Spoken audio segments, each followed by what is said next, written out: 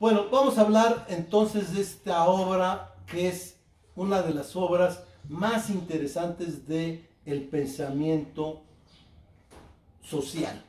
Es una obra que no es solo filosofía, tiene mucho de filosofía. Es una obra que tiene mucho, desde luego, de la parte fundamental que es economía, tiene mucho de programa revolucionario, tiene mucho de análisis histórico, que es desde luego una obra que marca sobre todo un antes y un después, y donde el tema central, el tema fundamental de los 4 tomos tiene que ver con el descubrimiento de la plusvalía. Entonces vamos a referirnos a esta obra. En el propio prólogo, Marx va a decir su propósito. Dice: lo que me propongo es investigar en esta obra el modo de producción capitalista.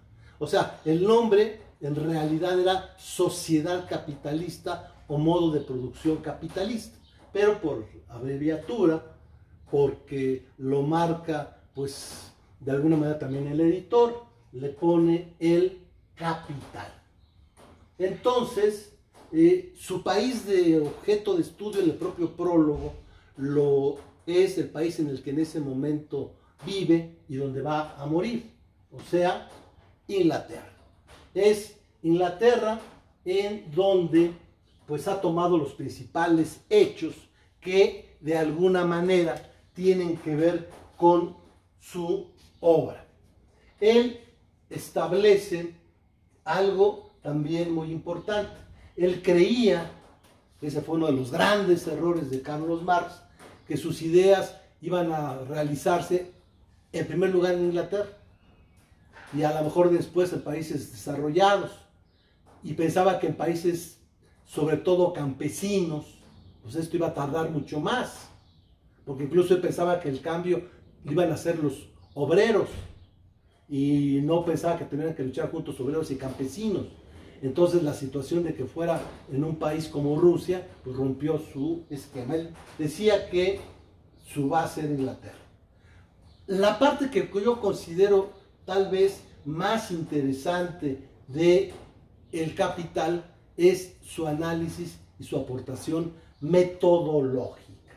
Él dice que para analizar las formas económicas, para analizar en general a la sociedad, podríamos decir, pues no se puede utilizar microscopios, no se pueden utilizar reactivos químicos, no se puede establecer algún tipo de leyes, sino que se tiene que utilizar el método de la abstracción.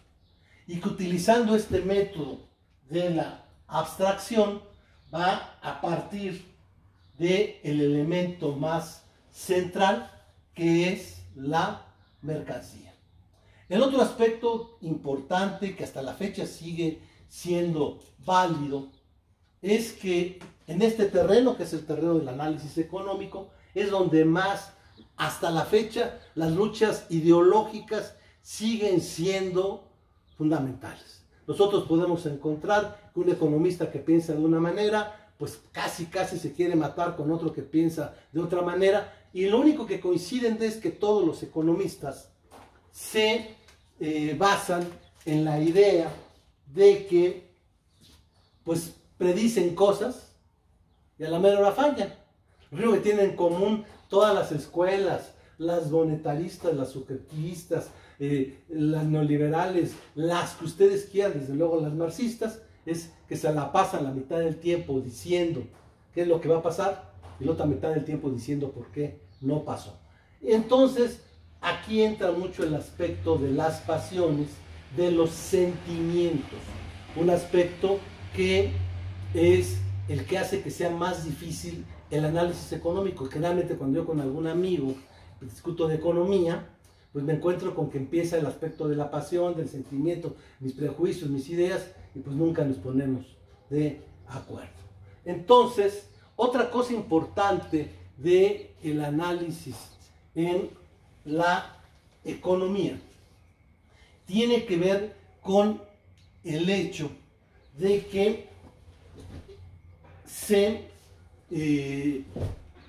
establece pues un aspecto que no es fácil. Decía Carlos Marx, utilizando una idea de un gran matemático, Euclides: no hay vía regia para la ciencia, solamente se puede llegar a sus cumbres luminosas no teniendo miedo de escalar por senderos escabrosos. O sea, es árido, es difícil. O sea, a diferencia de otros textos de Carlos Marx, que son muy sencillos, muy gratos, muy comprensibles, pues el Capital es difícil, porque se necesita pues leer con tranquilidad, estudiar, profundizar y sobre todo entender el método. Yo creo que eso es lo primero que tenemos que entender. Vamos a tratar de explicar esto, que yo creo que es lo más interesante. Yo creo que Marx, en su aportación científica, uno de los aspectos fundamentales que tiene es el empleo, el mejor empleo que se ha hecho del método de abstracción.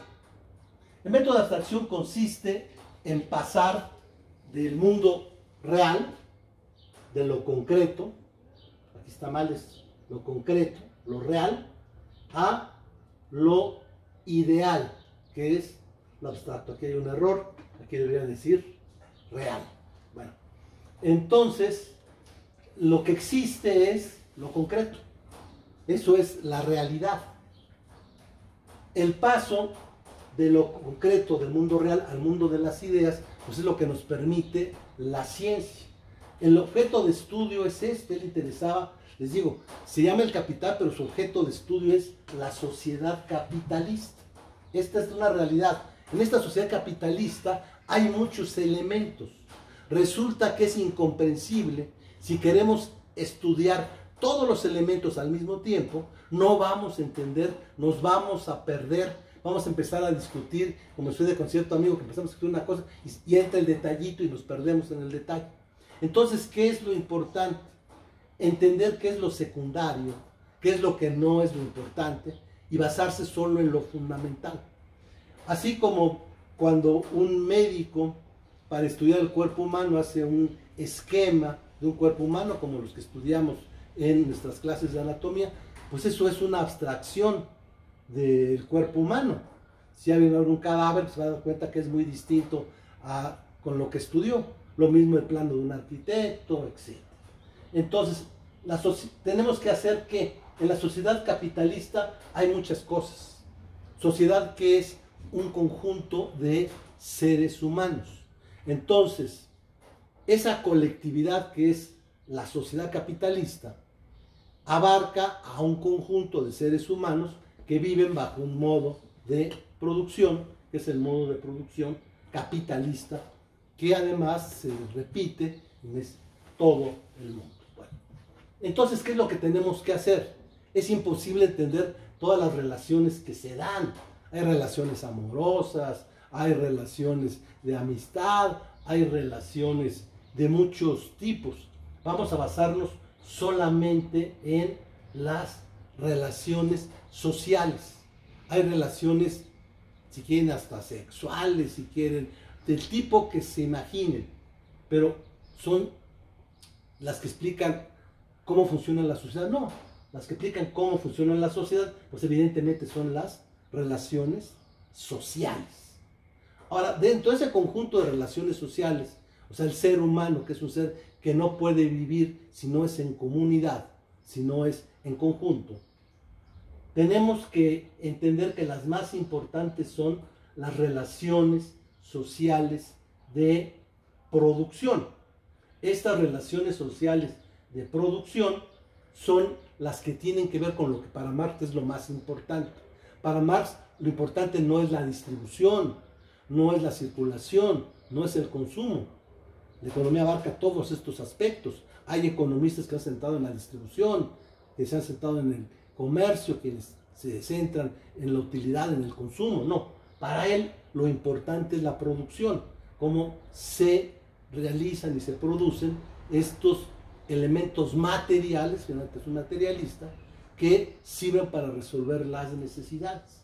Entonces, las relaciones sociales más importantes son las relaciones sociales de producción.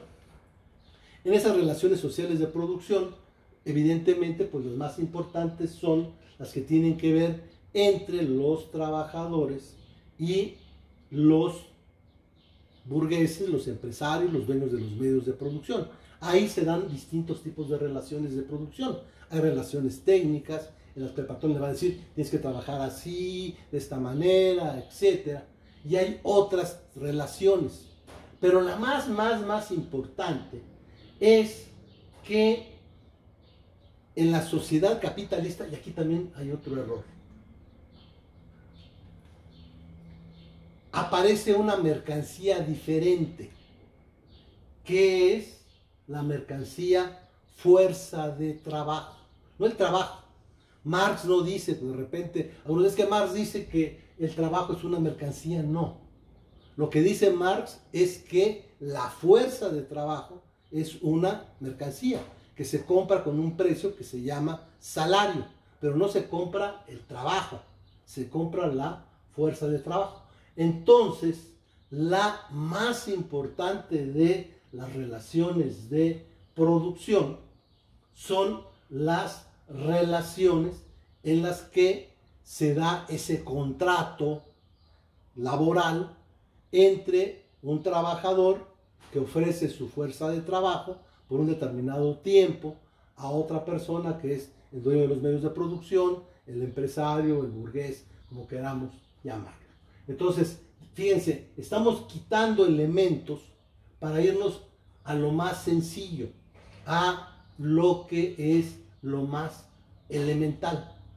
Vamos, fíjense cómo es un proceso de ir haciendo abstracción, abstracción, abstracción, hasta llegar al concepto más abstracto, que es el concepto mercancía.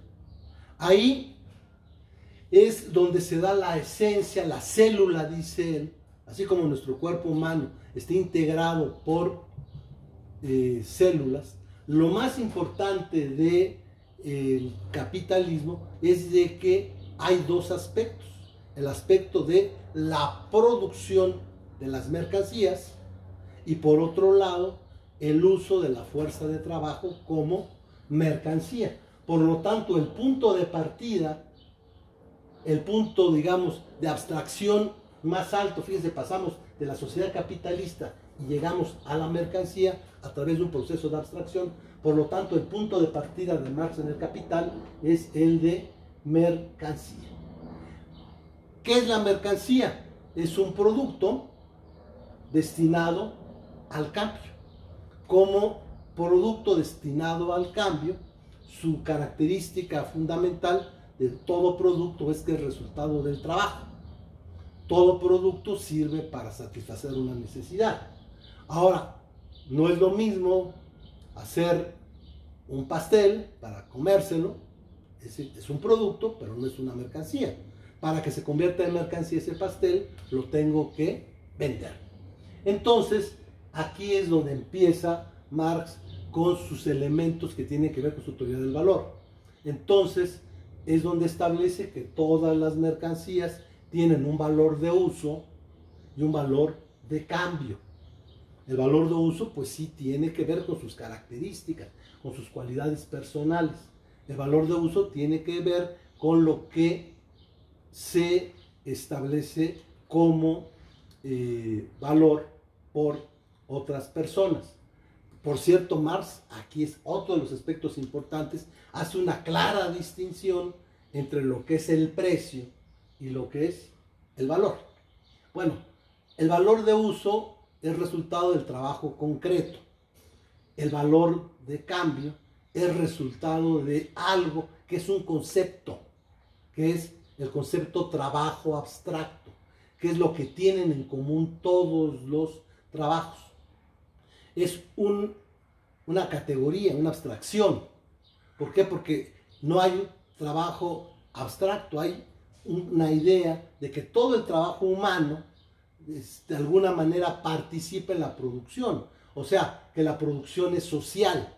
Para producir, por ejemplo, una pluma, pues se necesita desde quien saca el petróleo, porque finalmente es un petroquímico para la tinta, se necesita el que transportó todo esto, los alimentos para estas personas. En fin, el trabajo es social. Entonces el trabajo, si sumamos, ya no es el trabajo de un carnicero, de un panadero, no, es el trabajo de la sociedad. Eso sería el trabajo abstracto, que es la base de la teoría del valor. Y es el aspecto cualitativo. Bueno, él también establece, al hablar de los distintos tipos de trabajo, entonces la mercancía es un producto destinado al cambio. Por lo tanto, es resultado de el trabajo. Del trabajo, insistimos, del trabajo concreto para el valor de uso, de trabajo abstracto para el valor de cambio. Bueno, también hay que distinguir que existen distintos tipos de trabajo. Ya mencionamos concreto abstracto, o sea, concreto específicamente realizado por un individuo. Abstracto, el trabajo que realiza toda la sociedad y la parte que ese producto recibe de ese conjunto. Hagan de cuenta, ponen todo el trabajo de toda la sociedad en una gran licuadora, lo mezclan y la parte que le toca de ese trabajo social a esa mercancía sería el trabajo abstracto. El trabajo simple, pues es el que no requiere ninguna capacitación o preparación.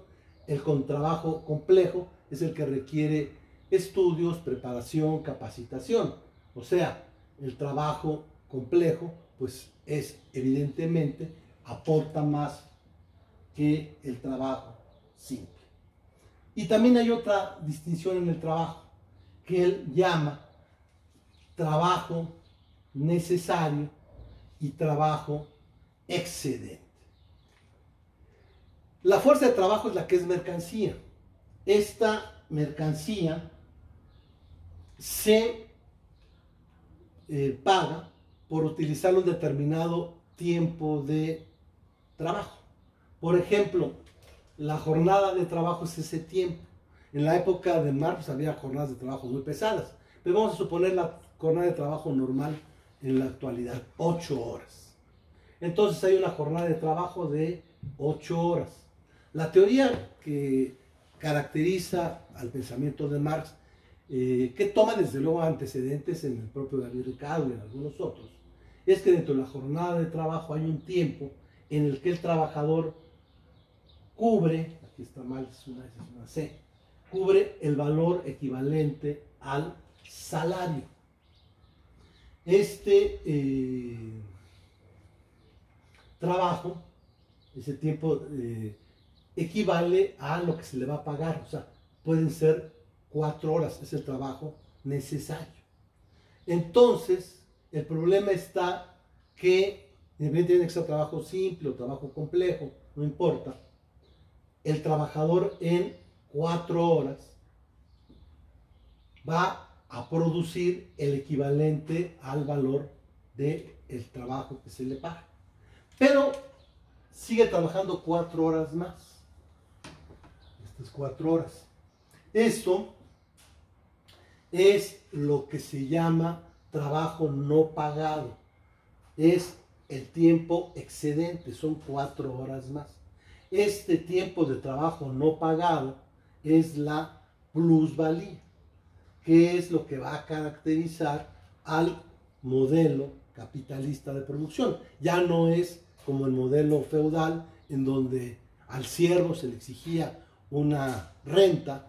Ya no es el modo de producción esclavista, en el que el mismo esclavo era propiedad del señor esclavista, sino que aquí el trabajador se ve en la necesidad de aceptar las condiciones que le pone el patrón y tiene que trabajar 8 horas y por lo tanto va a producir una plusvalía. Bueno, el otro aspecto que también va a ser fundamental en el análisis de Marx en el Capital es cómo el dinero cambia de ser simple medio de cambio a ser capital. O sea, aquí entramos al tema del capital. El dinero surge o nace como un medio de cambio. Un señor produce ropa, la vende y con ese dinero compra comida. O sea, es mercancía, dinero, mercancía. Entonces ese es el modo comercial, primitivo, sencillo, que hace que el dinero simple y sencillamente sea un medio de cambio. Nos va a facilitar, porque de otra manera pues tendría que haber un trueque, lo que hace las cosas muy complicadas. Por ello, desde la antigüedad, aún en el esclavismo, en el feudalismo, pues aparece el dinero, pero el dinero como medio de cambio. En cambio, en el capitalismo aparece el dinero como capital. Esto es, el dinero, que aquí ahora los economistas actuales llamarían la inversión, el dinero se va a utilizar en la adquisición de una mercancía y va a aparecer dinero, pero con una característica. Aquí ya va a aparecer dinero con plusvalía, dinero con un extra. O sea, un empresario invierte, no sé, 1 millón de pesos, medio millón en salarios, medio millón en elementos de fuerzas productivas, o sea, en maquinaria, equipo, materias primas y demás. Al final obtiene 1.200.000 pesos. O sea, aparecen 200.000 pesos más que son producto de la plusvalía. Esa es, digamos, la idea que tiene el pensamiento de Marx. Para los economistas anteriores a Marx hay una confusión. No distinguen entre plusvalía y ganancia. Creen que es lo mismo.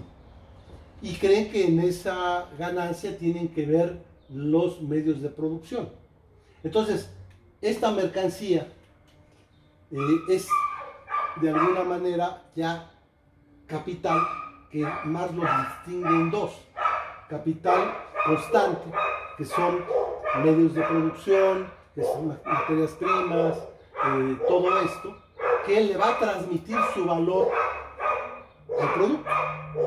O sea, son medio millón, hay un medio millón más aquí, pero el otro elemento que se va a llamar capital variable va a ser el que se va a pagar a los trabajadores, y esos son los que van a producir la plusvalía.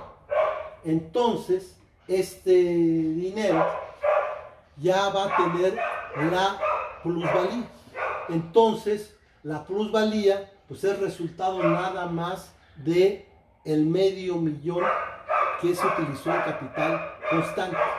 Pero ¿cuál es la situación en la que se basan los capitalistas? Que mientras que la plusvalía es solo el capital variable, o sea, lo que se le paga a los trabajadores, la plusvalía, entonces el porcentaje es, por decir algo, ligar ese medio millón con los 200.000, da un porcentaje. Pero ¿qué es lo que sucede?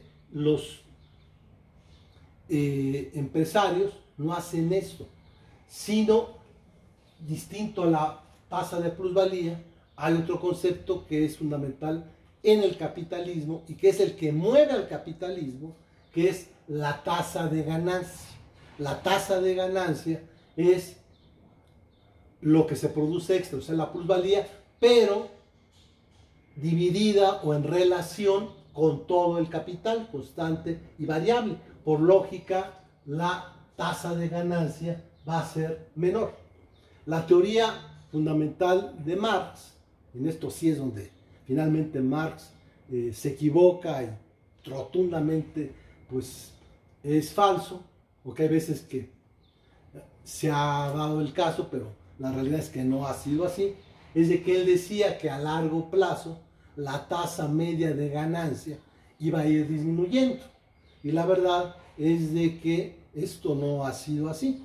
Las tasas de ganancia del capitalismo, de la burguesía, se han incrementado notablemente, generando más desigualdad de lo que ustedes quieran, pero fundamentalmente en este aspecto, esta teoría de la tasa descendente de la cuota media de ganancia, pues fue uno de los errores de Marx. O sea, con esto, pues señalamos lo que decíamos. Marx, cuando analiza el pasado, pues a lo mejor tiene razón.